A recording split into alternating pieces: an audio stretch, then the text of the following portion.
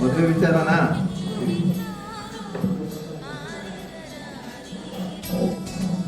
ಹಣಕಾಸು ವಿಚಾರನಾ? ಸಾಲ ಸಮಸ್ಯೆ ಇದೆಯಾ? ಆರೋಗ್ಯ ಸಮಸ್ಯೆ ಇದೆಯಾ?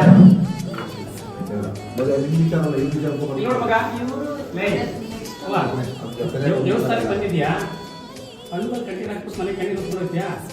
ದುಃಖ ತಗೊಂಡ ದುಃಖ ಈಗ ಬಿಡಕ್ಕೆ ಬಂದಿದ್ಯಾ? ಅಳ್ಬಾರ್ದು, ಅಳ್ದರೆ ಕೇಳ್ಕೊಂಡು ಹೋಗ ಅಮ್ಮನ್ನ. ಅವಳಿಗೂ ಖುಷಿ, ನಿಮಗೂ ಖುಷಿ. ಏನಾಗತ್ತವ? ಅಣ್ಣ ಸುಮನ